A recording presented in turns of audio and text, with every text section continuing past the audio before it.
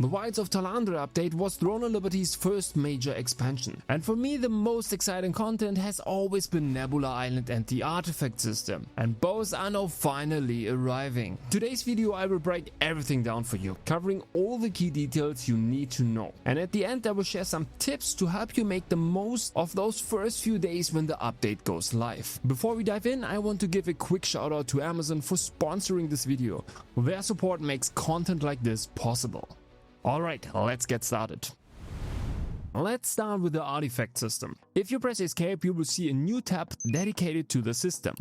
In the tab on the right, you can view all the artifacts that you have collected. In the middle, you will find your artifact sockets, and on the left you will see the total effects you are getting from all your equipped artifacts.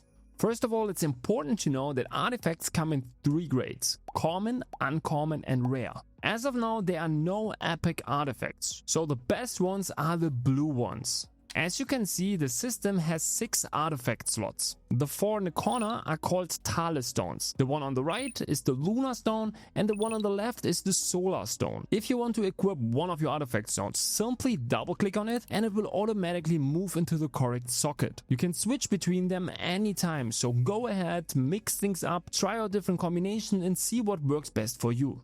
But what effects do these artifacts actually have? So each of the 6 artifacts come with basic stats. Similar to traits on armor pieces, you can get stats like evasion, heavy attack chance, pretty much every stat you can think of. Each artifact always has 1 base stat and up to 3 additional stats, depending on its grade. The Thale stones in the corners only provide these basic stats. But the lunar stone grants you an additional passive effect. For example, you could gain a shield when you are blocking an attack, or you have the chance to restore some stamina when someone hits you. And on the other side you have the solar stone, which gives you a new active ability. That could be something like gaining a huge shield for a certain duration, or increasing your CC resistance. For both types there are of course defensive and offensive options. You will find the ability button right next to your Guardian ability. Keep in mind that it has a 2-minute cooldown. One last important thing you need to know about the artifacts. All those stones always belong to a certain set. So the more pieces of a set you equip, the more bonuses you will unlock. So maybe you want to be that full tank for your party. Then there are sets that give you tanky stats like additional endurance or more skill damage resistance. And of course these sets will give you then also passive and active abilities that make you even tankier. Now obviously the game isn't just handing out these artifacts for free. So there are 2 main ways to get them. First, we've got Abyss dungeons. With Talandre we got 3 new ones. 2 of them, Temple of Truth and Birken Estate, are already open. And the third one, Crimson Mansion, is opening the gates in a few days. So starting March 13th, all monsters inside of those dungeons will start dropping artifact boxes. So just as before, you burn all your Abyss tokens in those open world dungeons, but now you will get additional artifacts as well. Okay, so Abyss dungeons are one option, but for the second method we need to talk about the Nebula Island. As I mentioned earlier, Nebula Island is a brand new area that opens the gates on 13th of March. Important is here that not every server has its own island. It's an inter-server activity, which means that players from different servers will be matched together on this island. Okay, so once you're at level 55, you can enter the island through the tab called Lawless Wilds. You will be simply teleported to the island. Here you will always arrive on the resistance camp, which is in the center of the island. You will also always respawn here if you die on the island. Okay, so in this camp you have 6 portals. One ports you back to Talandre, and the others can teleport you to all other areas on the island. The blue portal you see ports you to the Fog Forest. This is the PvE zone on the island. PvP is completely disabled here. So if PvP isn't your thing and you just want to chill and farm, this is the place for you, because all the other areas are 24/7 PvP zones. Anyone who's not in your guild or alliance can always be killed. Okay, so there is one important limitation. Your time on the island is limited to 5 hours per week. After that you will be locked out until the weekly reset.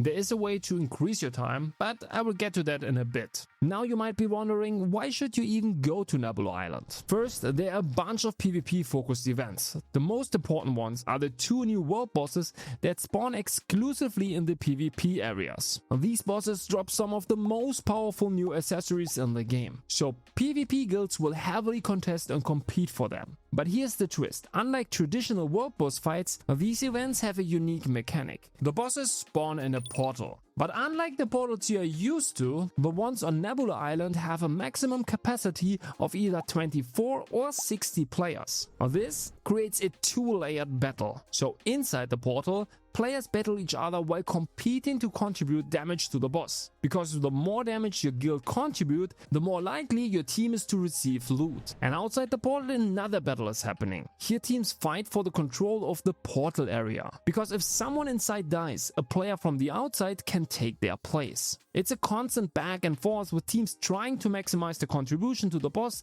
while defending their position. This setup is going to create some seriously intense PvP battles, where strategy and coordination will be just as important as raw power.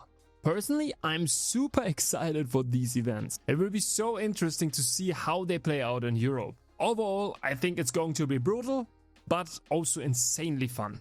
This is one reason you'll definitely want to check out Nebula Island. The second reason to visit Nebula Island is that all the monsters there can drop powerful loot. First of all, they can drop bags containing all sorts of tier 2 gear. These can include the new tier 2 armor, weapons, but also the new accessories, which otherwise only drop from the new bosses. And then they can also drop artifact boxes similar to those found in the Abyss dungeons. So that means you can farm artifacts in both Abyss dungeons and on Nebula Island. Then they can also drop Nebula recharge stones. Now these allow you to extend your playtime on Nebula Island. So if you farm there a lot, you will always have more than just 5 hours on the island. Okay, but lastly, they can also drop material called Nebula Stone. With these, you can purchase more chests for tier 2 items or artifact boxes. There's a special merchant for that over in Herbal Village, so the main city of Talandre. You simply go there and exchange your materials for whatever you desire. In short, there's plenty of valuable loot to farm on Nebula Island. You will either get boxes that you can open directly or material that you can exchange for other boxes. As long as you kill monsters on the island, you will make progress. Alright, that were a lot of information, but how do you actually get started? And what should you focus on in the first few days after the content gets released? Of course, I know you will want to get your first set of artifacts as fast as possible. So the best and easiest option for that are the Abyss dungeons. On the 13th we will have 2 Abyss dungeons already available, Temple of Truth and Birken Estate.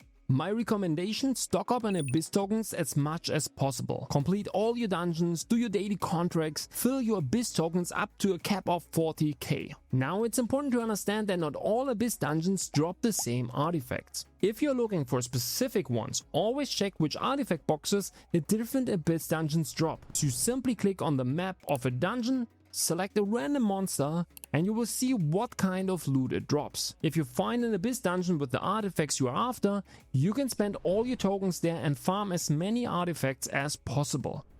Okay, but what about Nebula Island? If you want to get a head start, you can jump straight into Nebula Island. But be warned, the monsters there are really strong. If you want to farm efficient there, it's best to bring a group, whether it's friends, guildmates, or just players from the open world chat. Farming as a team is way more efficient than going solo.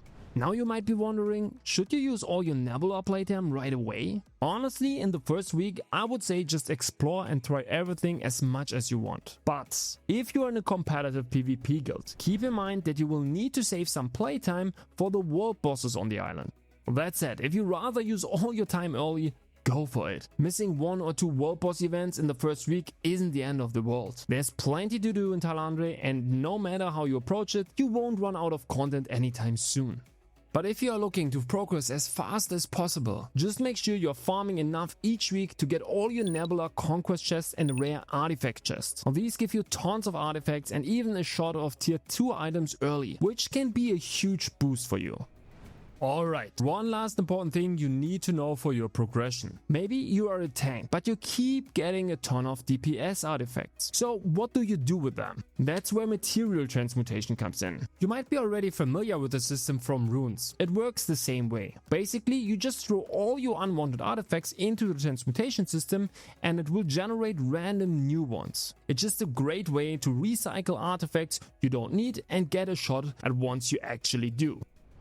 Okay, so that's everything you need to know about these systems. If you have any other questions, drop them in the comments below. If you enjoyed the video, don't forget to like, share and do all those good stuff. Thanks for watching and I'll see you in the next one.